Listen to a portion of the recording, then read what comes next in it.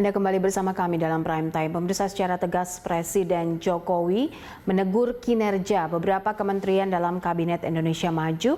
Bahkan Presiden menyiratkan akan melakukan reshuffle kabinet apabila kinerja kementerian ini tidak kunjung membaik dalam penanggulangan dampak pandemi COVID-19 di Indonesia. Lalu apa yang kemudian publik tangkap dari statement keras Presiden Jokowi dalam rapat hampir 2 pekan lalu itu? Untuk membahasnya kita akan berdialog dan berdiskusi bersama dengan Gun Gun Herianto, pakar komunikasi politik Universitas Islam Negeri Syarif Hidayatullah, Jakarta. Mas Gun Gun, terima kasih sudah bergabung bersama kami.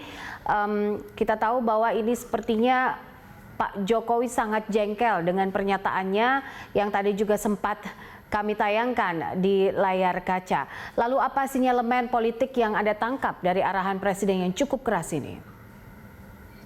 Oke, menurut saya ada 2 bacaan ya. Pertama, kalau bicara soal substansi pesan, menyangkut ekspresi kegundahan seorang presiden, ini jelas adalah pernyataan asertif, pernyataan yang keras, dan saya pikir to the point, dan ini menunjukkan bahwa presiden memang tidak happy dengan situasi penanganan beberapa hal, terutama terkait dengan pandemi COVID-19.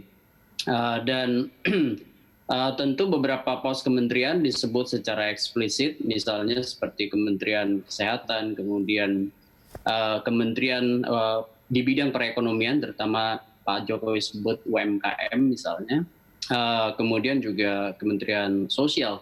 Dan saya pikir ini sinyal ya bahwa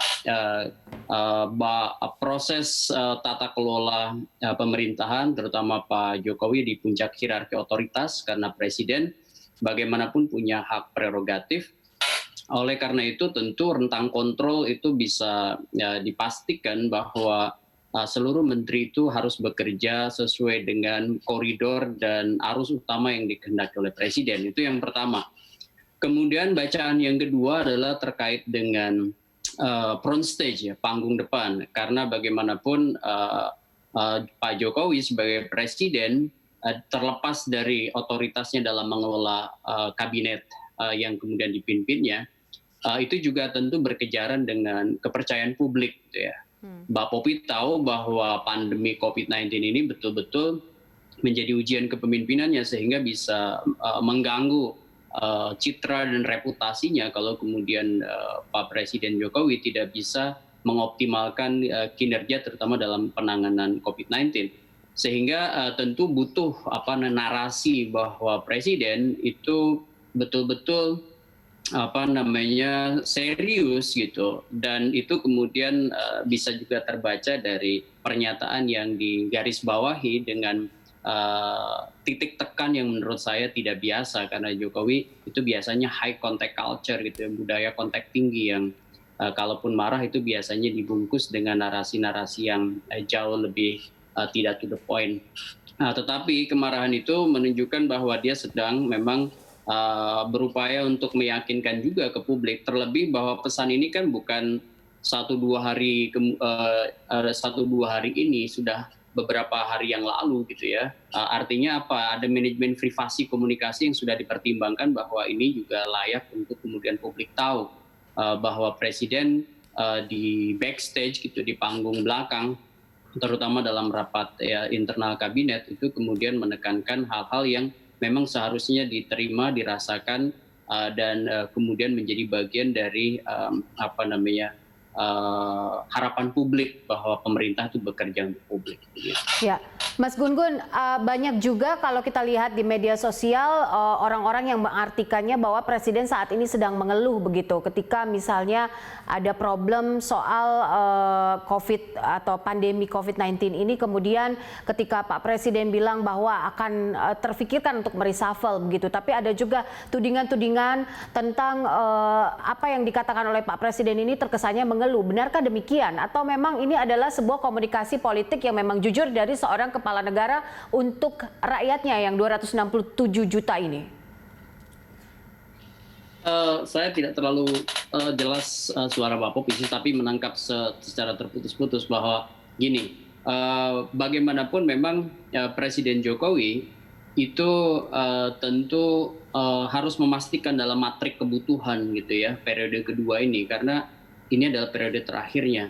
Matrik kebutuhan yang sudah disusun di awal dan tentu punya roadmap dalam konteks kinerja kabinet itu bisa 180 derajat itu kemudian mungkin berubah gitu ya pada saat pandemi ini sebagai satu peristiwa unpredictable kemudian terjadi, dan itu saya pikir memang butuh ditunjang oleh kinerja menteri yang sangat optimal. Karena apa?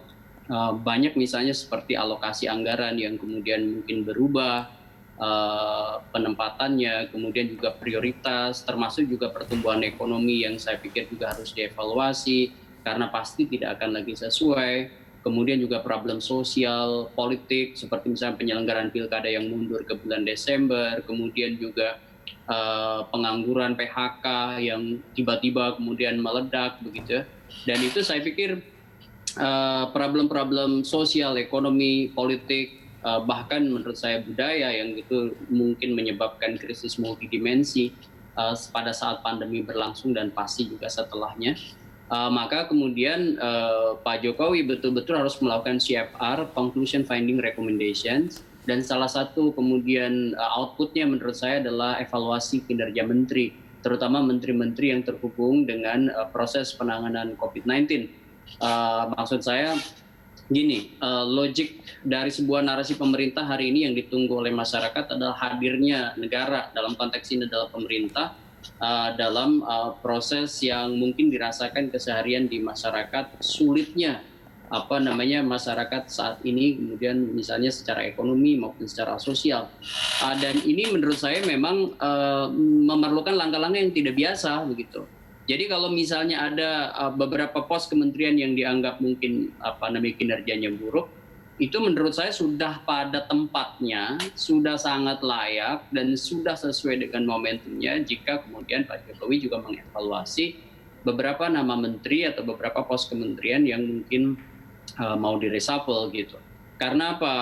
Ini kan reshuffle itu sepenuhnya ada pada otoritas Pak Jokowi, dan kebutuhan berdasarkan misalnya bacaan dari sekian banyak penemuan-penemuan dan rekomendasi-rekomendasi, saya pikir sudah cukup Pak Jokowi untuk mengambil putusan. Tentu tidak mudah karena menyangkut power relations ya, relasi kuasa antar aktor. Kemudian bicara soal ini bicara sirkulasi elit yang bersifat interdependent, jadi mengubah satu orang itu pasti kan juga mengubah banyak hal, misalnya taruhlah di lingkungan kementeriannya, kemudian juga antar pemerintah dalam konteks ini Pak Jokowi dengan partai-partai pendukung dan lain-lain. Dari banyak faktor, tetapi kemudian pada akhirnya bonum komun kepentingan publik itu di atas segalanya. Makanya ketika misalnya Pak Jokowi memberi stressing point itu pada bahwa ini bukan situasi biasa, ini adalah extraordinary gitu ya, kejadian luar biasa, maka pendekatan-pendekatan tidak biasa itu menurut saya narasi bukan hanya diperuntukkan bagi para menteri tapi juga bagi Jokowi sendiri gitu. Kalau memang dalam situasi extraordinary itu menteri tidak bekerja dengan baik, maka juga langkah-langkah penanganannya juga harusnya langkah-langkah yang juga tidak biasa. Baik, Mas Gun-Gun, sebenarnya banyak sekali yang ingin kita diskusikan terkait hal ini, tapi nampaknya kita masih memiliki sedikit gangguan audio dan juga waktu yang sangat terbatas. Mungkin nanti kita akan coba lagi di lain kesempatan. Terima kasih untuk waktunya bersama kami dalam Prime Time. Pemirsa, tetaplah bersama kami lanjutkan Prime Time sesaat lagi.